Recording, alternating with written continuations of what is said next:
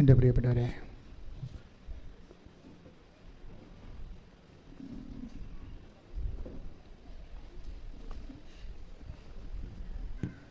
ലോകത്ത് ഏറ്റവും കൂടുതൽ മനുഷ്യൻ ആശ്വാസം പ്രാപിക്കുന്ന ഒരു ഇടത്തിലാണ് നിൻ്റെ കണ്ണീരിൻ്റെ കാലത്ത് കർത്താവ് നിന്നെ കൈപിടിച്ച് കൂട്ടിക്കൊണ്ടുവന്നിരിക്കണം എന്നുള്ള ബോധ്യം ഈ ആരാധന ആദ്യാന്ത്യങ്ങളിൽ ഇവിടെ ഇരിക്കുന്നവരിലും ഇത് ഓൺലൈനിൽ എപ്പോഴെല്ലാം നിങ്ങൾ കൂടുന്നുവോ അപ്പോഴെല്ലാം നിങ്ങൾക്ക് ആന്തരികമായി ഉണ്ടാകേണ്ടതാണ്. ഉടമ്പടിയുടെ ഇന്ധനമെന്ന് പറയുന്നത് വർദ്ധിച്ച ദൈവസ്നേഹമാണ്. ഉടമ്പടിയുടെ ഇന്ധനം നിങ്ങളുടെ വസ്തുവിനെക്കുറിച്ചുള്ള വിഷയത്തെക്കുറിച്ചുള്ള സ്നേഹമല്ല, അതൊരു നനഞ്ഞ പടക്കം പോലെ ആയിരിക്കും. നിങ്ങൾക്ക് നിങ്ങളുടെ വിഷയത്തെക്കുറിച്ചാണ് പ്രയോറിറ്റി എങ്കിൽ, പ്രോട്ടോക്കോളെങ്കിൽ, തീർച്ചയായിട്ടും നിങ്ങളുടെ വിഷയം ഒരു നനഞ്ഞ പടക്കം പോലെ ആയിരിക്കും, പൊട്ടത്തില്ല. ഉടമ്പടിയുടെ ഇന്ധനമെന്ന് പറയുന്നത് ദൈവസ്നേഹമാണ്. ദൈവസ്നേഹം രണ്ടായിട്ട് മനുഷ്യരെ തിരിക്കും, സ്വജാതിയിരുന്നും വിജാതിയിരുന്നും. സുവിശേഷത്തിൽ നല്ല ജാതിയുണ്ട്, പക്ഷെ നിങ്ങൾ പറയുന്ന സമുദായ ജാതിയൊന്നുമല്ല, ദൈവത്തിൻ്റെ ജാതിയും ലോകത്തിൻ്റെ ജാതിയും. മനസ്സിലായില്ലേ? ലോകത്തിൻ്റെ ജാതി എന്ന് പറഞ്ഞാൽ ലോകത്തിൻ്റെ രണ്ട് തരം ജാതിയുണ്ട് സുവിശേഷത്തിൽ. അത് നമ്മൾ പറയുന്ന സമുദായത്തിൻ്റെ ജാതിയല്ല, പിന്നെന്താണ്? ദൈവത്തിൻ്റെ ജാതിയും പിന്നെന്താണ്? ലോകത്തിൻ്റെ ജാതിയും. ഇതിലെവിടെയാണ് നിങ്ങളെന്ന് തീരുമാനിച്ചാൽ മതി. ലോകത്തിൻ്റെ ജാതിയിലാണ് നിങ്ങളെങ്കിൽ നിങ്ങളുടെ വിഷയത്തിന് മാത്രം പ്രാധാന്യം കൊടുത്തുകൊണ്ട് ആയില്ലല്ലോ ഓഫ് ലെറ്റർ വന്നില്ലല്ലോ, വസ്തുവിക്കാൻ ആൾ വന്നില്ലല്ലോ, മക്കളെ കെട്ടിയില്ലല്ലോ, അവർക്ക് കുഞ്ഞുണ്ടായില്ലല്ലോ, ഇങ്ങനെ പറഞ്ഞുകൊണ്ട് അപരാധപ്പെട്ടുകൊണ്ടിരിക്കുന്ന ലോകത്തിൻ്റെ ജാതി. ദൈവത്തിൻ്റെ ജാതി എന്ന് പറഞ്ഞാൽ സ്വർഗത്തിന് വേണ്ടി ജീവിക്കവരെ, ഉടമ്പടി സത്യസന്ധമായിട്ട് ചെയ്യുന്നവർ ദൈവമായിട്ടൊരു പ്രത്യേക റിലേഷനിലേക്ക് വരും. ദാറ്റ് മീൻസ് ഒരു സ്വകാര്യ റിലേഷൻസ്. നമുക്ക് ഇപ്പം നമ്മുടെ അമ്മയോട് നമുക്ക് എന്നാ വേണമെങ്കിലും പറയാമല്ലോ, എന്നാൽ ചുടുവെള്ളത്തരം വേണമെങ്കിലും പറയാം, അല്ലേ? ആ ഒരു ബന്ധത്തിലേക്ക് വരും. ആർക്കാണ് മുതൽ മുടക്കാൻ കഴിയുന്നത്? ഈ വിജാതീയ സ്വജാതീയ പക്ഷങ്ങൾ ക്രിസ്തു ഉണ്ടാക്കിയതാണ്. ആരാണ് വിജാതിരെന്ന് ആരാണ് സ്വജാതിരെന്ന് ക്രിസ്തു പറയുന്നുണ്ട്. മത്തായി ശ്രീഹയുടെ സുവിശേഷം 5:47 എടുത്ത്, സഹോദരങ്ങളെ മാത്രമേ നിങ്ങൾ അഭിവാദനം ചെയ്യുന്നുള്ളൂവെങ്കിൽ വിശേഷവിധിയായി എന്താണ് നിങ്ങൾ ഒന്ന് പറഞ്ഞ, സഹോദരങ്ങളെ മാത്രമേ നിങ്ങൾ അഭിവാദനം ചെയ്യുന്നുള്ളൂവെങ്കിൽ വിശേഷവിധിയായി നിങ്ങൾ എന്താണ് ചെയ്യുന്നത്? അപ്പൊ ദൈവം ചോദിക്കുന്ന ഒരു ക്വസ്റ്റ്യൻ ഇത്രയേ ഉള്ളൂ. എനിക്ക് വിശന്നു, നിങ്ങളെനിക്ക് ഭക്ഷണം തന്നു, ഞാൻ രോഗിയായിരുന്നു, നിങ്ങളെന്നെ സന്ദർശിച്ചു എന്നൊക്കെ പറയുന്ന ഒരു ഫണ്ടമെൻ്റൽ അൾട്ടിമേറ്റ് അന്ത്യവിധി ചോദ്യങ്ങളുണ്ട്. ആ ചോദ്യങ്ങളുടെ എല്ലാം ബേസ്ഡായിട്ടൊരു മദർ ക്വസ്റ്റ്യൻ ഉണ്ട്. ആ മദർ ക്വസ്റ്റ്യൻ എന്താണ്? എവഞ്ചലി, അതായത് ബൈബിൾ ഉയർത്തുന്ന ഒരു മദർ ക്വസ്റ്റ്യൻ ഉണ്ട്. എന്താണത്? വിശേഷവിധിയായി പറഞ്ഞേ, വിശേഷവിധിയായി നിങ്ങൾ എന്താണ് ചെയ്യുന്നത്? എപ്പോഴും ഇൻട്രോസ്പെക്ട് ചെയ്യേണ്ട ഒരു സാധനമാണ്. നമ്മുടെ ഉള്ളിൽ ചോദിക്കേണ്ടത് മറ്റ് വിശേഷവിധിയായി നിങ്ങൾ എന്താണ് ചെയ്യുന്നത്? ഉടമ്പടിയുടെ ഒരു വിഷയം അതായി ശ്രദ്ധിക്കട്ടെ. ഹല്ലേലൂയ.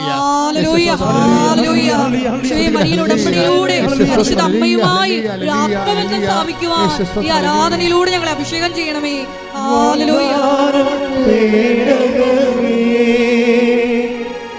സ്വർഗീയ കൃപാസനത്തിൻ്റെ അമ്മേ, പ്രസാദപരമാതാവേ, വാഗ്ദാനം തേടണമേ, സ്വർഗീയ പൊന്മലരേ, കൃപാസനത്തിൻ്റെ അമ്മേ, പ്രസാദപരമാതാവേ. പരിശുദ്ധ പരമദിവ്യകാരുണ്യത്തിന് ആരാധനയും സ്തുതിയും പുകഴ്ചയും ഉണ്ടായിരിക്കട്ടെ. പരിശുദ്ധ പരമദിവ്യകാരുണ്യത്തിന് ആരാധനയും സ്തുതിയും പുകഴ്ചയും. നമ്മൾ ഇതിനോട് ചേർത്ത് വെക്കേണ്ട വചനമാണ്. അതായത് അതിൻ്റെ താഴെ തന്നെ പറഞ്ഞിട്ടുണ്ട്, ഇപ്പം വിശേഷവിധിയായി നിങ്ങൾ എന്താണ് ചെയ്യുന്നത് എന്ന് ചോദിച്ചിട്ട് എന്നാ പറയണത്? വിജാതീയരും അങ്ങനെ തന്നെ, take the word of God, വിജാതീയരും അത് തന്നെ ചെയ്യുന്നില്ലേ? അതാണ് പ്രശ്നം. അപ്പോൾ ആരാണ് വിജാതീയര്? അതായത് വിശേഷവിധിയായി ആരെല്ലാം ചെയ്യുന്നില്ല അവരെല്ലാം വിജാതീയരാണ്. ബൈബിളിൻ്റെ ഒരു ലെവൽ കണ്ടില്ലേ? വിശേഷവിധിയായി ആരെല്ലാം ചെയ്യുന്നില്ല പ്രത്യേകിച്ച് നിങ്ങൾ ദൈവത്തെ സ്നേഹിക്കാൻ ആരെല്ലാം കമ്മിറ്റഡ് അല്ല, അവരെല്ലാം ബ്രാൻഡഡ് ജെൻഡേഴ്സ്. ഈ ബ്രാൻഡഡ് ജെൻഡേഴ്സ് ആണ് ഉടമ്പടി ഓപ്പൺ ആക്കി കിട്ടാത്തത്. എന്നുവെച്ചാൽ നമ്മൾ നിങ്ങൾ ദൈവത്തിൻ്റെ മൈൻഡ് സെറ്റ് റീഡ് ചെയ്യണം. എന്താണ്? നമ്മൾ വിശേഷ വിധിയായി ചെയ്യുന്നവരെന്താ ചെയ്യണത്? അവരേക്കാൾ ഉപരി ദൈവത്തെ സ്നേഹിക്കുന്നു. അത് ഞാൻ പറഞ്ഞില്ലേ, സ്നേഹമാണ്, ദൈവസ്നേഹമാണ് ഉടമ്പടിയുടെ ഇന്ധനം. ദൈവസ്നേഹത്തിനെതിരെ നിൽക്കുന്ന വചനം എന്താണ്? ഭയമാണ്. സ്നേഹത്തിലെ ഭയത്തിന് സ്ഥാനമില്ല. ശ്രദ്ധിക്കട്ടെ. Hallelujah, hallelujah, hallelujah, hallelujah, hallelujah. യേശുവേ നന്ദി. Hallelujah, hallelujah, hallelujah, hallelujah, hallelujah, hallelujah, hallelujah. യേശുവേ നന്ദി. Hallelujah, hallelujah, hallelujah. ആരാധന, ആരാധന, യേശുവേ ആരാധന. യോഹന്നാൻ 4:18 വായിച്ചോളൂ. സ്നേഹത്തിൽ ഭയത്തിന് ഇടമില്ല. Praise the Lord. സ്നേഹത്തിലെ സ്നേഹത്തിൽ ഭയത്തിന് ഇടമില്ല. ഈ നിങ്ങൾക്ക് പലപ്പോഴും അബദ്ധം പറ്റിയിരിക്കുന്നത്, നിങ്ങളുടെ സ്നേഹത്തിലൊക്കെ ഭയമുണ്ട്. ആ ഒരു താലന്ത് കൊടുത്തവൻ എന്നാ ചെയ്ത് കൊണ്ടുപോയി കുടിച്ചിട്ടിട്ട് ശ്രുതിക്കട്ടെ. ഹല്ലേലൂയ. എന്തുകൊണ്ടാണ് അവൻ കുടിച്ചിട്ടിരിക്കണം എന്ന് നോക്കിക്കേ. ശ്രുതിക്കട്ടെ. Hallelujah, hallelujah, hallelujah, hallelujah, hallelujah. യേശുവേ സ്തുതി. Hallelujah, hallelujah. ആരാധന, ആരാധന, യേശുവേ ആരാധന, ആരാധന, ആരാധന, സ്നേഹമേ ആരാധന. പരിശുദ്ധ പരമദിവ്യകാരുണ്യത്തിന് എന്നേരവും ആരാധനയും സ്തുതിയും പുകഴ്ചയും ഉണ്ടായിരിക്കട്ടെ. പരിശുദ്ധ പരമദിവ്യകാരുണ്യത്തിന് എന്നേരവും ആരാധനയും സ്തുതിയും പുകഴ്ചയും ഉണ്ടായിരിക്കട്ടെ. വായിച്ചോളൂ. മത്തായി 25, 24, 25 തിരുവചനങ്ങൾ. മത്തായി 25, 24 വായിച്ചോളൂ. ഒരു താലന്ത് കിട്ടിയവൻ വന്നു പറഞ്ഞു. പറഞ്ഞേ. ഒരു താലന്ത് കിട്ടിയവൻ വന്ന് പറഞ്ഞു. ഒരു താലന്ത് കിട്ടിയവൻ വന്ന് പറഞ്ഞു, യജമാനനെ, നീ വിതയ്ക്കാത്തിടത്ത് നിന്ന് കൊയ്യുകയും വിതറാത്തിടത്ത് നിന്ന് ശേഖരിക്കുകയും ചെയ്യുന്ന കഠിന ഹൃദയനാണെന്ന് ഞാൻ മനസ്സിലാക്കി. അതിനാൽ ഞാൻ ഭയപ്പെട്ട് ഞാൻ ഭയപ്പെട്ട്. അവർക്ക് സംഭവിച്ചത് എന്താണ്? ഭയമാണ്. ഭയം കാരണം സുവിശേഷ വേല ചെയ്യാൻ പറ്റണില്ല. നിങ്ങളെല്ലാവരും, നിങ്ങൾക്ക് മടിയൻ എന്നൊക്കെ വിളിക്കുന്നുണ്ട്. മടിയൻ, ഭയപ്പെട്ട്. അതായത് മറ്റുള്ളവരെ നല്ലവനും വിശ്വസ്തനും എന്ന് പറഞ്ഞപ്പോഴേ ഇവനെ വിളിക്കണത് എന്താണ്? മടിയനും ദുഷ്ടനും എന്നാണ്. എന്താ വിളിക്കണത്? ദുഷ്ടനും മടിയനുമായ രണ്ടു തരം മനുഷ്യരാണ് ദൈവത്തിന് മുമ്പിലുള്ളത്. ഒന്ന് നല്ലവനും വിശ്വസ്തനും, രണ്ടാമത്തെ ആരാണ്? ദുഷ്ടനും മടിയനും. ദുഷ്ടനും മടിയനുമായുള്ള വ്യക്തിയാണോ നീ എന്ന് നോക്കണം. നീ മടിയനാണെങ്കിൽ തീർച്ചയായിട്ടും ദുഷ്ടനായിരിക്കും എന്നാണ് ബൈബിൾ പറയണത്.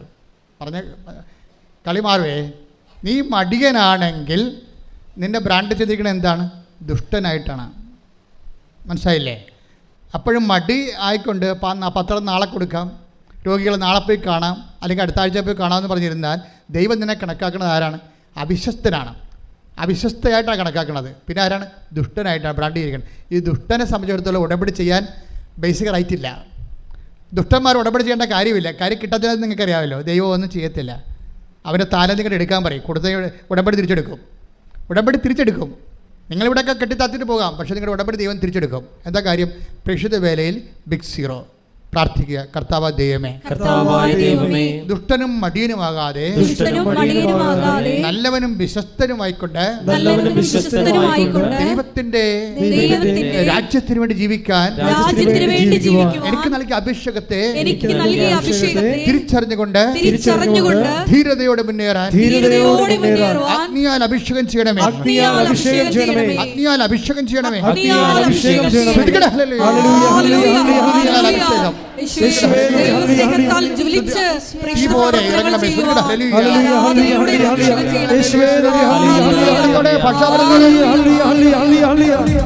കൈയടിച്ചോണ്ട്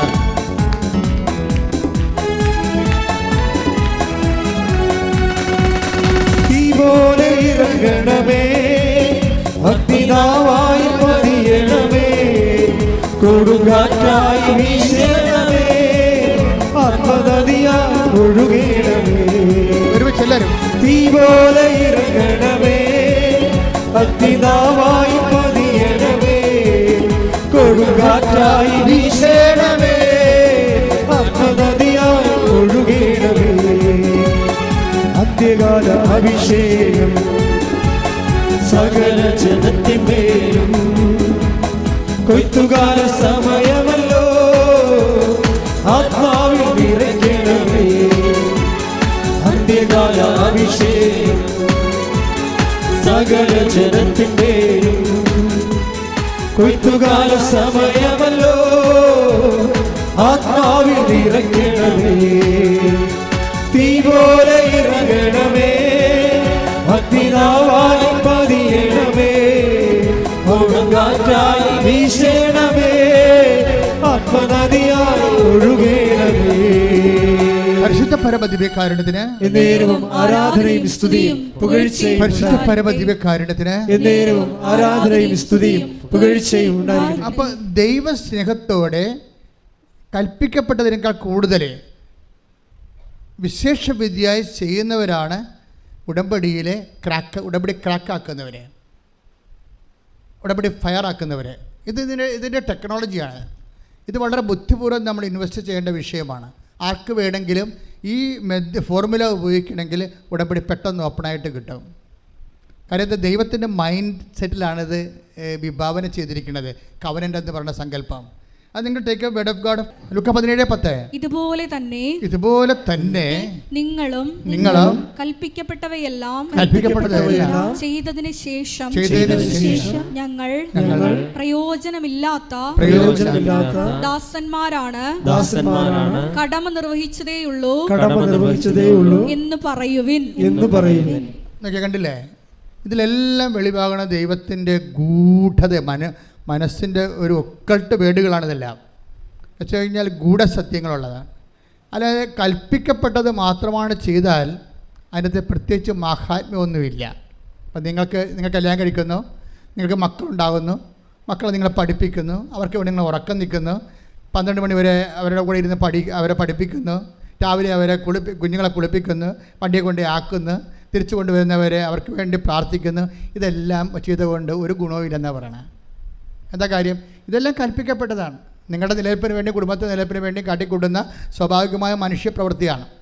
കൽപ്പിക്കപ്പെട്ടതെല്ലാം ചെയ്തതിന് ശേഷം ഇതെല്ലാം കൽപ്പിക്കപ്പെട്ട ഒരു അമ്മയെന്ന രീതിയിൽ, അപ്പനെന്ന രീതിയിൽ കൽപ്പിക്കപ്പെട്ട കാര്യങ്ങളാണ്. കൽപ്പിക്കപ്പെട്ട ആ നോർമലായിട്ടുള്ള കാര്യങ്ങൾ ചെയ്താൽ ഉടമ്പടി വർക്കൗട്ട് ചെയ്യത്തില്ല. നിങ്ങൾ ചോദിക്കും, ഞാൻ ഭർത്താവിനെ നോക്കണില്ലേ, എൻ്റെ കടമയല്ലേ അത്? ശരിയാണ്, കൽപ്പിക്കപ്പെട്ടതാണത്. എൻ്റെ ഭർത്താവിനെ കിടപ്പ് രോഗിയല്ലേ, അപ്പോൾ ഞാൻ നോക്കുന്നില്ലേ, ഞാൻ തന്നെ വേലയെടുത്ത് കൊണ്ടുവന്ന് ഭർത്താവിന് ഭക്ഷണം കൊടുക്കണില്ലേ, മരുന്നിന് കൊടുക്കണില്ലേ, എല്ലാം ഞാൻ ചെയ്യണില്ലേ? നിങ്ങൾക്ക് ബാർഗെയിൻ ചെയ്യാൻ പറ്റത്തില്ല. കാര്യം ഇതെല്ലാം കൽപ്പിക്കപ്പെട്ടതാണ്. ഇതെല്ലാം ക്രിസ്തുവിൻ്റെ പേരിലാണ് നിങ്ങൾ ചെയ്യണമെങ്കിൽ റീഫണ്ട് ചെയ്യും. വേറെ നിങ്ങൾ ആ ഭർത്താവ് എഴുന്നേറ്റ് വന്നിട്ട് നിങ്ങളുടെ വീട്ടിൽ ജോലി ചെയ്യാം, നിങ്ങൾക്ക് കുറച്ചുകൂടി ആശ്വാസം ഉണ്ടാകുമെന്ന് പറഞ്ഞാൽ അത് നിങ്ങളുടെ പേരിലായിപ്പോവും. മനസ്സിലായില്ലേ? അതായത് ബ്ലെസ്സിങ് ആൻഡ് ഗ്രേസ് വ്യത്യാസമുണ്ട്. ഗ്രേസ് എന്ന് പറയണത് ക്രിസ്തുവിൽ നിന്നുണ്ടായതാണ്. നിങ്ങൾക്കറിയാമല്ലോ ഗ്രേസിൻ്റെ കാര്യം. അനുഗ്രഹം ദൈവം ആദ്യം മനുഷ്യനെ സൃഷ്ടിച്ചപ്പോൾ തന്നെ ഉണ്ടായതാണ് അനുഗ്രഹം. അതിനുവേണ്ടി എക്സ്ട്രാ ആയിട്ട് ആരും വർക്ക് ചെയ്യേണ്ട കാര്യമില്ല. അത് ആർക്കും കിട്ടും, നിരീശ്വരവാദിക്കും അനുഗ്രഹം കിട്ടും. അവൻ ജനിച്ചു പോയില്ലേ, അപ്പോൾ ജനിച്ചപ്പോൾ ദൈവം അതിൻ്റെ ഉത്തരവാദിത്വം ഏറ്റെടുത്തുകൊണ്ട് അവന് ബുദ്ധി കൊടുത്തിട്ടുണ്ട്, കഴിവ് കൊടുത്തിട്ടുണ്ട്, എല്ലാ കഴിവും കൊടുത്തിട്ടുണ്ട്, ഒരു കുഴപ്പമില്ല. പക്ഷേ കൃപയെന്ന് പറയണത് വേറെയാണ്. കൃപയെന്ന് പറയുന്നത് പവർ ഓഫ് ഗോഡാണ്. അത് ക്രിസ്തു വഴി ഉണ്ടായതാണ്. അതെപ്പോഴും നാം മനസ്സിലാക്കണം. കാരണം ക്രിസ്തു വഴി എങ്ങനെയാണ് ഉണ്ടായത്? ക്രിസ്തു വഴി ഉണ്ടായെന്ന് പറഞ്ഞാൽ എന്താണ്? കൃപയും സത്യവുമാകട്ടെ പറഞ്ഞേ, കൃപയും സത്യവുമാകട്ടെ, കൃപയും സത്യവുമാകട്ടെ, യേശു ക്രിസ്തു വഴി ഉണ്ടായി. അപ്പൊ യേശു ക്രിസ്തു വഴി ഉണ്ടായതാണ് കൃപ. എങ്ങനെയാണ് ഉണ്ടായത്? അതെപ്പോഴും ഉണ്ടായത് 12:18 അനുസരിച്ചുകൊണ്ടാണ്. ഏത്? മത്തായിയുടെ സുവിശേഷം. ശ്രുതികട hallelujah, hallelujah, hallelujah, hallelujah, hallelujah. യേശുവേ നന്ദി, ഹല്ലേലൂയ. മത്തായി 12:18. ഇതാ ഞാൻ തിരഞ്ഞെടുത്ത എൻ്റെ ദാസൻ. ഏറ്റു പറഞ്ഞേ, ഇതാ ഞാൻ തിരഞ്ഞെടുത്ത എൻ്റെ ദാസൻ, എൻ്റെ ദാസൻ, എൻ്റെ ആത്മാവ് പ്രസാദിച്ച എൻ്റെ പ്രിയപ്പെട്ടവൻ, ഞാൻ അവന്റെ മേൽ എൻ്റെ ആത്മാവിനെ അയക്കും. പിതാവിന്റെ ആത്മാവിന്റെ പ്രസാദം കിട്ടിയ ആളാണ് ക്രിസ്തു. അതിനാണ് കൃപയെന്ന് പറയുന്നത്. ക്രിസ്തുവിന് അത് എങ്ങനെയാണ് കിട്ടിയത്? അത് ഫിലിപ്പിയർ 2:6 അനുസരിച്ച് കിട്ടിയതാണ്. എന്താണ്? അവൻ പ്രകൃത്യാ ദൈവമായിരിക്കവേ ദൈവത്തോടുള്ള സമാനത മുറുകെ പിടിക്കേണ്ട കാര്യമായി പരിഗണിക്കാതെ അവൻ ദാസ്യനായി മരണത്തോളവും കുരിശുമരണത്തോളവും തന്നെ താഴ്ത്തി. അതിനാൽ ദൈവം അത്യധികം അവനെ ഉയർത്തി. അങ്ങനെ അത്യധികം ഉയർത്തുന്ന പ്രോസസ്സിനാണ് കൃപ എന്ന് പറയുന്നത്. കൃപ അവൻ്റെ നാമത്തിൻ്റെ തൽഭവമോ തത്സമവുമായി. അതുകൊണ്ട് അവൻ്റെ നാമത്തെ മഹത്വപ്പെടുത്തിയാൽ ഓട്ടോമാറ്റിക്കായിട്ട് കൃപ നമ്മളിലേക്ക് വഴിഞ്ഞൊഴുകും. നമ്മൾ ചെയ്യുന്ന എല്ലാ സൽപ്രവൃത്തികളും കൃപാപര പ്രവൃത്തികളും പ്രേക്ഷിത പ്രവർത്തനങ്ങളും ഈശോയുടെ നാമത്തെ മഹത്വപ്പെടുത്തിക്കൊണ്ട് കൃപ ആർജിക്കാൻ വേണ്ടിയുള്ള ദൈവത്തിൻ്റെ സംവിധാനത്തിൻ്റെ ഭാഗമാണ്. കൈയടിച്ച് കർത്താവ്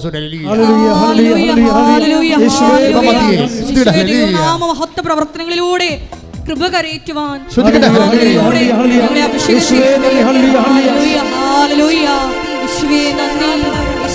ആരാധന. കൈയടിച്ചുകൊണ്ടാണ് കൃപമതിയേ കൃപമതിയേ അളവില്ലാത്തതിൽ കൃപമതിയേ കൃപമതിയേ കൃപമതിയേ അളവില്ലാത്തതിൽ കൃപമതിയേ. രാജരാജ രാജാതിരാജ പാടിപ്പുകഴ്ത്തിടുന്നേ ദിനവും വാഴ്ത്തി പുകഴ്ത്തിടുന്നേ. പരിശുദ്ധ പരമദിവ്യകാരുണ്യത്തിന് ആരാധനയും സ്തുതിയും പുകഴ്ചയും ഉണ്ടായിരിക്കട്ടെ. Take the word of God. 2 Corinthians 14:15 ശ്രുതിക്കട്ടെ. Hallelujah hallelujah hallelujah. 2 Corinthians 14:15 ശ്രുതിക്കട്ടെ. Hallelujah hallelujah hallelujah hallelujah hallelujah. യേശുവേ ആരാധന ആരാധന ആരാധന. യേശുവേ നന്ദി നന്ദി. Hallelujah hallelujah hallelujah hallelujah hallelujah. യേശുവേ മഹത്വം മഹത്വം മഹത്വം. ഹല്ലേലൂയ. കൃപമതിയേ കൃപമതിയേ അളവില്ലാത്തതിൽ കൃപമതിയേ. രാജരാജ രാജാതിരാജ പാടിപ്പുകഴ്ത്തിടുന്നേ ദിനവും വാഴ്ത്തി പുകഴ്ത്തിടുന്നേ. കൃപമതിയേ കൃപമതിയേ അളവില്ലാത്തതിൽ കൃപമതിയേ. പരിശുദ്ധ പരമദിവ്യകാരുണ്യത്തിന് ആരാധനയും സ്തുതിയും പുകഴ്ചയും ഉണ്ടായിരിക്കട്ടെ. 2 Corinthians 4:15 അങ്ങനെ കൂടുതൽ കൂടുതൽ ആളുകളിൽ കൃപ സമൃദ്ധമാകുന്നത് വഴി പറഞ്ഞേ. അങ്ങനെ അങ്ങനെ കൂടുതൽ കൂടുതൽ കൂടുതൽ കൂടുതൽ ആളുകളിൽ കൃപ കൃപ സമൃദ്ധം ആകുന്നത് വഴി സമൃദ്ധമാകുന്നത് വഴി ദൈവമഹത്വത്തിന് കൂടുതൽ കൂടുതൽ കൃതജ്ഞത അർപ്പിക്കപ്പെടുന്നു. ഇതൊരു പ്രോസസ്സാണ്. കൃപ പരക്കാനാണ്. ലോകം മുഴുവൻ പരക്കുകയാണ്. അതെങ്ങനെയാണ്? കൂടുതൽ ആളുകളിലേക്ക് കൃപ സ്വീകരിച്ചവരെ കൃപ കൈമാറുകയാണ് ചെയ്യണത്. കൃപ സ്വീകരിച്ചവർ കൃപ കൈമാറുകയാണ് ചെയ്യണമെന്ന് പറയുമ്പോൾ 2 Corinthians 4:15 കൃപ സ്വീകരിച്ചവർ. നിങ്ങളെല്ലാവരും ഉടമ്പടിയിലൂടെ എന്താ ചെയ്യണത്? എന്താ സ്വീകരിക്കണത്?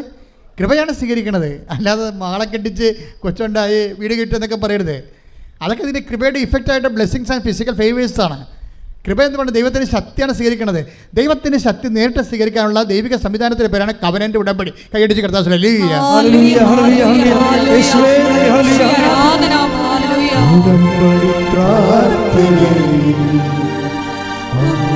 ഉടനടി പരിഹാരമേകും ഉടമ്പടി പ്രാർത്ഥനയിൽ അമ്മ ഉടനടി പരിഹാരമേകും അവൻ പറയുന്നത് ചെയ്തിടുവിൻ ജീവിതം ധന്യമാക്കി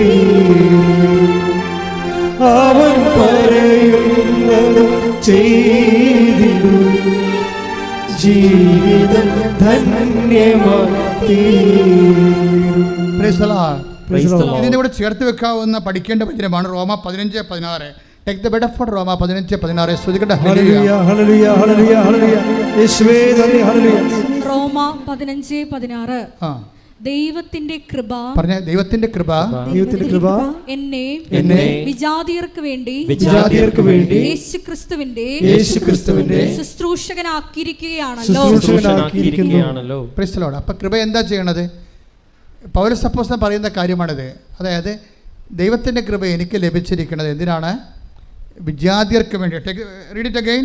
ദൈവത്തിന്റെ കൃപ എന്നെ വിജാതിയർക്ക് വേണ്ടി യേശുക്രിസ്തുവിന്റെ ശുശ്രൂഷകനാക്കിയിരിക്കുകയാണല്ലോ. ഉടമ്പടി ചെയ്യണത് ഇതാണ്. എന്താണ്? വിജാതിയർക്ക് വേണ്ടി. വിജാതിർ എന്ന് പറയുന്നത് എന്താണ്? സമുദായത്തിൻ്റെ ജാതിയല്ല, മറിച്ച് വിശേഷ വിധിയായി ചെയ്യുന്നത്. കൽപ്പിക്കപ്പെട്ടതിന് ശേഷം അതിനേക്കാൾ ഉപരി ചെയ്യുന്ന ആൾക്കാരാണ് സ്വജാതികളെന്ന് പറയുന്നത്, സ്വർഗത്തിൻ്റെ ജാതികൾ. സ്വജാതികളെന്ന് പറഞ്ഞാൽ ആരാണ്? സ്വന്തം സമുദായത്തിൻ്റെ ജാതിയല്ല, സ്വർഗത്തിൻ്റെ ജാതികൾ. വിജാതി എന്ന് പറഞ്ഞാൽ ആരാണ്? ലോകത്തിൻ്റെ ജാതികൾ. അവരുടെ കാര്യത്തിന് വേണ്ടി മാത്രം അവർ പ്രാർത്ഥനയും ദൈവത്തെ പോലെ ഉപയോഗിക്കുന്നവരാണ്. ഇങ്ങനെ രണ്ടായിട്ട് തിരിക്കുകയാണ്. അപ്പോൾ ഈ വിഷയത്തിൽ നമ്മൾ തീരുമാനമെടുക്കണം. എന്താണ്? ഉടമ്പടിയിലുള്ളവരിൽ നിന്ന് വിശേഷ വിധിയായിട്ടാണ് ദൈവം ഉദ്ദേശിക്കുന്നത്. അപ്പോൾ അതിന് എപ്പോഴും നമ്മൾ പ്രാർത്ഥിക്കണം, കർത്താവേ നീ തന്ന കൃപ കൈമാറ്റത്തിനാണ്, അത് വിശേഷ വിധിയായി ജനങ്ങളിലേക്ക് നിന്നെ കൈമാറാൻ എന്നെ സഹായിക്കണമേ. പ്രാർത്ഥിച്ച്, കർത്താവേ നീ തന്ന കൃപ വിശേഷ കൈമാറ്റത്തിനാണ്, അത് വിശേഷ വിധിയായി മറ്റവരെക്കാൾ ഉപരി കൃപയുടെ ഫലങ്ങൾ പ്രകടിപ്പിച്ചുകൊണ്ട് ധൈര്യത്തോടെ സുവിശേഷത്തിന് ക്രിസ്തുവിന് സാക്ഷ്യമാകുവാൻ എന്നെ സഹായിക്കണമേ. അപ്പോൾ നിങ്ങൾ വിഷയത്തിലേക്ക് തിരിച്ചു വരണം. എന്താ കാര്യം? അതായത് ജ്ഞാനസ്നാനപ്പെടാതെ തന്നെ ഒരാൾക്ക് ക്രിസ്തുവിൻ്റെ സന്ദേശം സ്വീകരിക്കാൻ പറ്റും. അതല്ല ഇപ്പോൾ നമ്മൾ ഉടമ്പടിയിലൂടെ കാണുന്നത്. അതിൽ ഞാൻ ആദ്യമേ ഉടമ്പടി ചെയ്തപ്പോൾ തന്നെ ഈശോ പറഞ്ഞു, this is not converting anybody. ഇതൊന്നും മതപരിവർത്തനത്തിനുള്ളതല്ല, മറിച്ച് എന്താണ്? മനുഷ്യനെ സാന്ത്വനപ്പെടുത്താനും സഹായിക്കാനും ഉള്ളതാണ്. ആരെല്ലാം വേദനപ്പെട്ട് വരുന്നുവോ അവന് ക്രിസ്തുവിൽ പരിഹാരമുണ്ടെന്ന് പറയുന്ന സുവിശേഷം നിന്നോട് ആവശ്യപ്പെടുന്നത് എന്താണ്? വിശേഷ വിധിയായി. നീ ഇന്നലെ ജീവിച്ച പോലെ നിൻ്റെ വയറ് നിൻ്റെ വായെന്ന് പറഞ്ഞ് ജീവിക്കരുത്, മറിച്ച് മറ്റുള്ളവരെ കൂടി കരുതണം.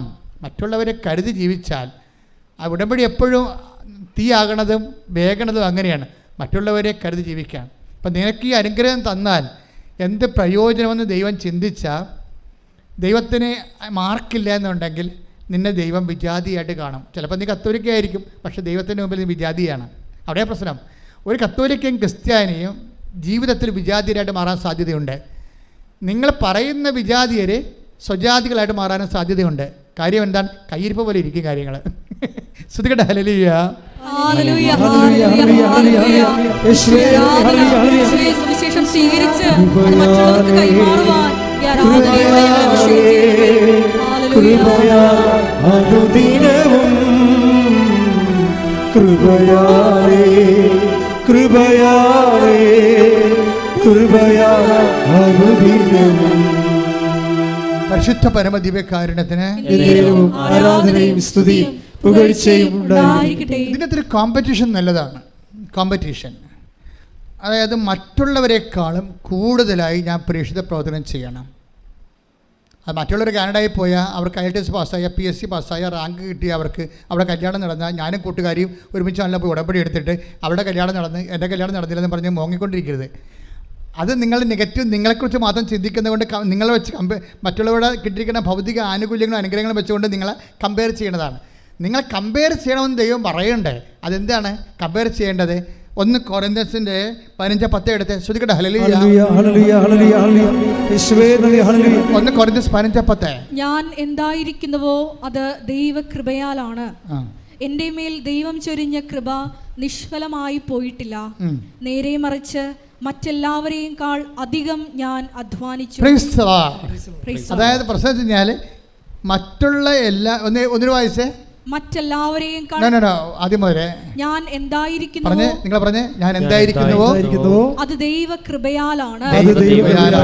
എൻ്റെ മേൽ ദൈവം ചൊരിഞ്ഞ കൃപ നിഷ്ഫലമായി പോയിട്ടില്ല. നേരെ മറിച്ച് മറ്റെല്ലാവരെയും അധികം ഞാൻ അധ്വാനിച്ചു. പണി പാളി. പെട്രോൾ പോലെയാണെന്നാ പറയണേ. സാധനം ആവിയായി പോകുന്ന കൃപ. മറ്റേ മടിയൻ ഒന്നുകൊണ്ടേ കുഴിച്ചിട്ടില്ലേ, അതുപോലെ മറ്റുള്ളവരെക്കാൾ കൂടുതൽ അധ്വാനിച്ചില്ലെങ്കിൽ കൃപ ഫലവത്താകാതിരിക്കാം. കൃപ സൂക്ഷിച്ചു പോകും. പെട്രോൾ വെയിലത്ത് ആവിയാകണ പോലെ നിങ്ങൾക്ക് ഇട്ടിരിക്കുന്ന കൃപ മറ്റുള്ളവരെക്കാൾ കൂടുതൽ നിങ്ങൾ ഒന്നുകൂടി വായിച്ച വചനം 1 Corinthians 15:10 ഞാൻ എന്തായിരിക്കുന്നുവോ ഞാൻ എന്തായിരിക്കുന്നുവോ അത് ദൈവകൃപയാലാണ്. എന്റെ മേൽ ദൈവം ചൊരിഞ്ഞ കൃപ നിഷ്ഫലമായി പോയിട്ടില്ല. നേരെ മറിച്ച് മറ്റെല്ലാവരെയും കാൾ അധികം ഞാൻ അധ്വാനിച്ചു. അപ്പൊ ഇവിടെ ഒരു കോമ്പറ്റീഷൻ ഉണ്ട്. എന്താണ്?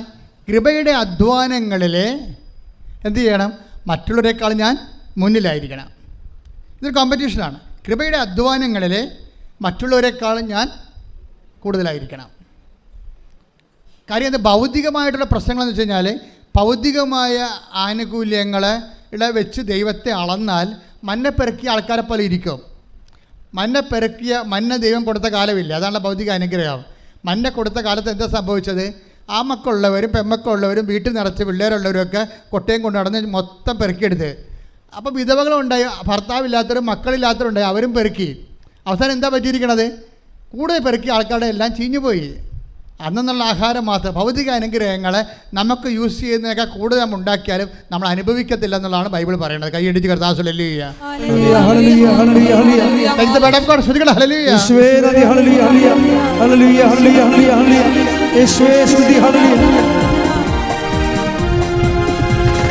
കൃപയാലേ കൃപയാലേ കൃപയാലേ അനുദിനവും കൃപയാലേ കൃപയാലേ കൃപയാലേ അനുദിനവും ബലഹീനതയിൽ ബലമേറി ബലവാനായോ നടത്തിടുന്നു ബലഹീനതയിൽ ബലമേറി ബലവാനായോ നടത്തിടുന്നു കൃപയാലേ കൃപയാലേ കൃപയാലേ അനുദിനവും കൃപയാലേ കൃപയാലേ കൃപയാലേ അനുദിനവും പരിശുദ്ധ പരമത്തിന്റെ കാരണത്തിന് ആരാധനയും സ്തുതിയും പുകഴ്ചയും ഉണ്ടായിരിക്കട്ടെ. വായിച്ചോളൂ.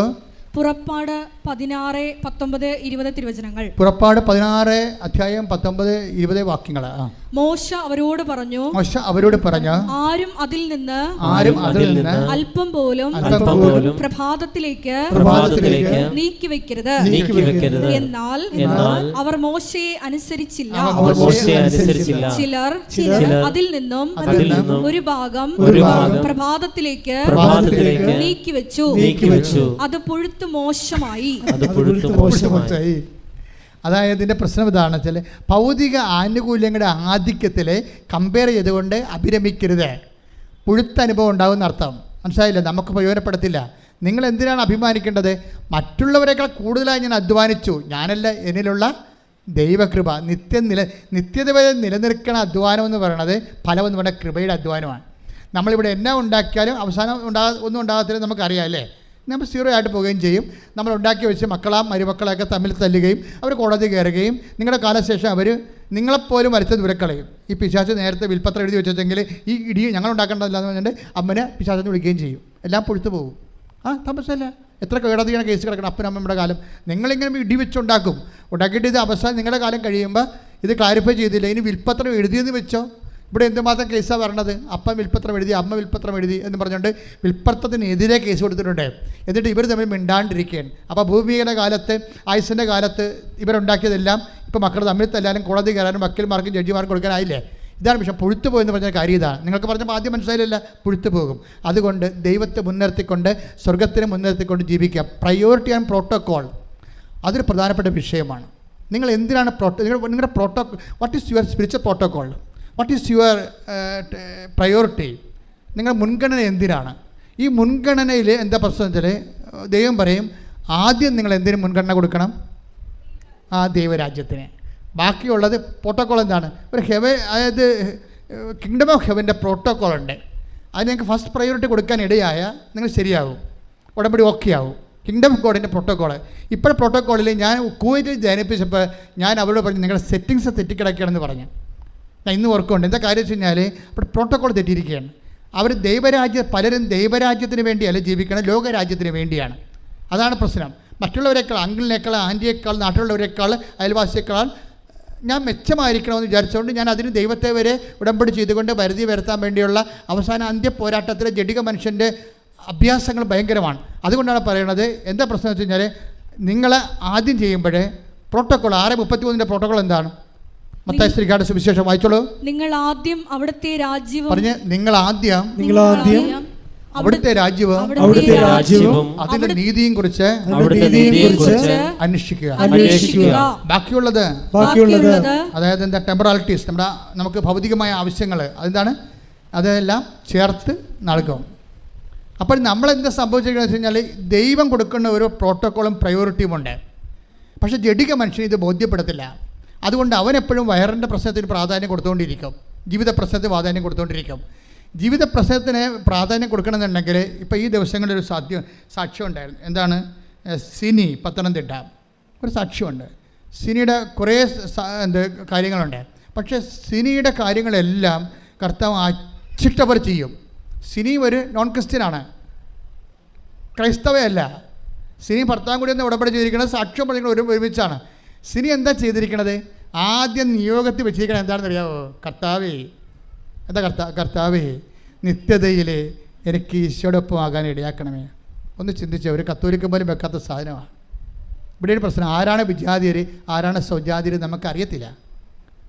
സിനിയുടെ സാക്ഷി നിങ്ങൾ കേട്ടാൽ മനസ്സിലാകും. ഭർത്താവും ഭാര്യയും കൂടി വന്നാണ് പറയണത്, പത്തനംതിട്ടയെന്ന്. എന്താ പറയുന്നത്? ആദ്യത്തെ ഉടമ്പടിയിലെ ഫസ്റ്റ് നിയോഗം എന്താണ്? കർത്താവേ, നിത്യതയിൽ ഈശോൻ്റെ ഒപ്പം ആകാൻ എന്നെ സഹായിക്കണമേ. അത് കഴിഞ്ഞിട്ടാണ് ബാക്കിയുള്ളത്. പ്രോട്ടോക്കോൾ അതാണ്, അതിനാണ് പ്രയോറിറ്റി എന്ന് പറയുന്നത്. ഇതുപോലെ ഒരു പാരഡൈം ഷിഫ്റ്റ്, ഒരു തലമറിച്ചിലുണ്ടായിക്കഴിഞ്ഞാൽ തീർച്ചയായിട്ടും എൻ്റെ മക്കളുടെ ഉടമ്പടി കത്തും. പ്രാർത്ഥിക്കുക, കർത്താവായ ദൈവമേ, ഉടമ്പടിയുടെ മുൻഗണനകളെ ദൈവരാജ്യത്തിന്റെ ക്രമപ്രകാരം പുനഃക്രമീകരിക്കുവാൻ എനിക്ക് വിവേചനത്തിന്റെ പരിശുദ്ധാത്മാ അഭിഷേകം നൽകണമേ.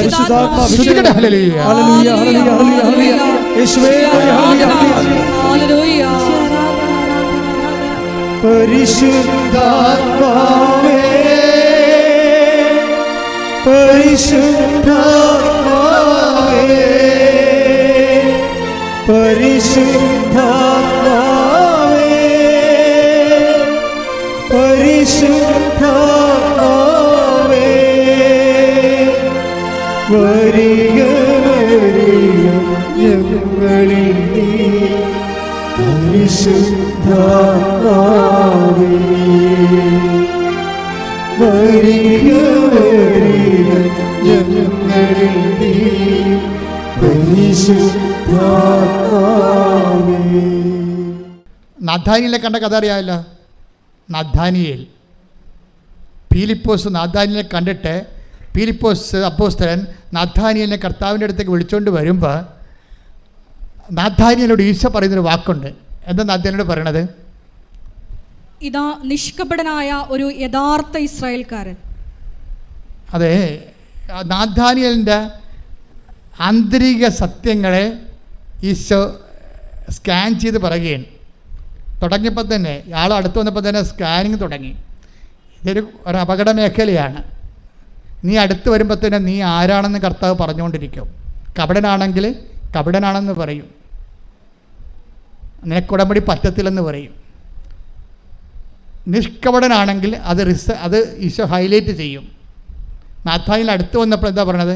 ഇതാ നിഷ്കപടനായ ഒരു യഥാർത്ഥ ഇസ്രായേലിയൻ. അപ്പോൾ അവിടെയും ഒരു പ്രശ്നമുണ്ട്. യഥാർത്ഥ ഇസ്രായേൽക്കാരുമുണ്ട്, അയാഥാർത്ഥ്യമായ ആൾക്കാരുമുണ്ട്.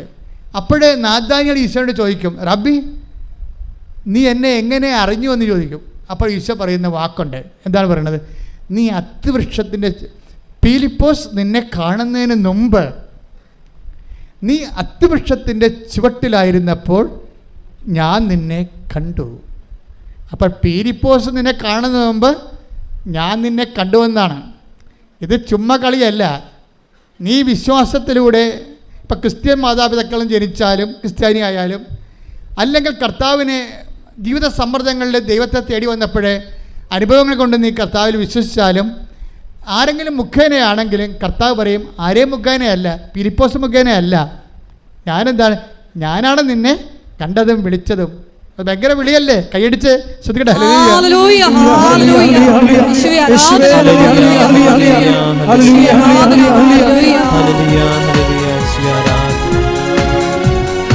എനിക്കായി കരുതുന്നവൻ ഭാരങ്ങൾ വഹിക്കുന്നവൻ, എനിക്കായി കരുതുന്നവൻ, ഭാരങ്ങൾ വഹിക്കുന്നവൻ, എന്നെ കൈവിടാത്തവൻ, യേശുവൻ കൂടെയുണ്ട്.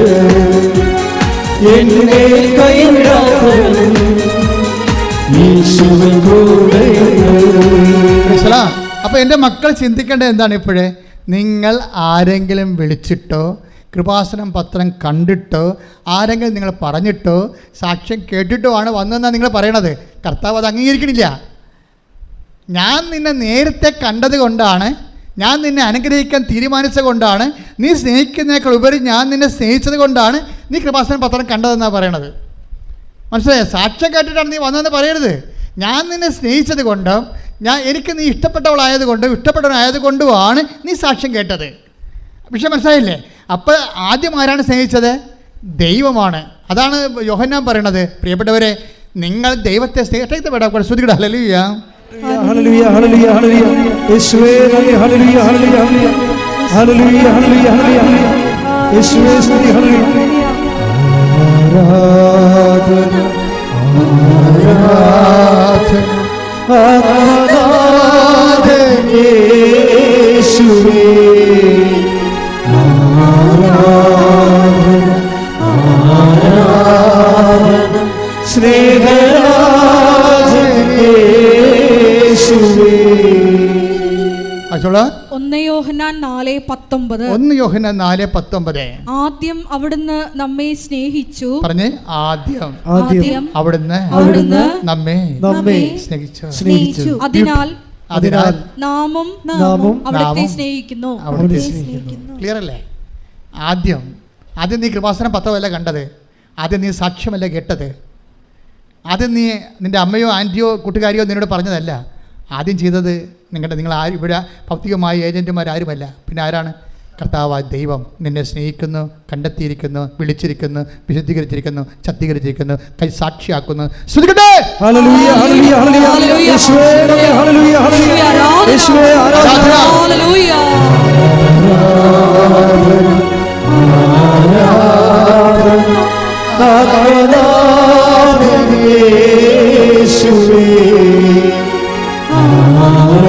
പെരുവെള്ളത്തിൽ പോലെ, കടലിരമ്പും പോലെ, കടലിരമ്പും പോലെ എല്ലാവരും ആരാധന.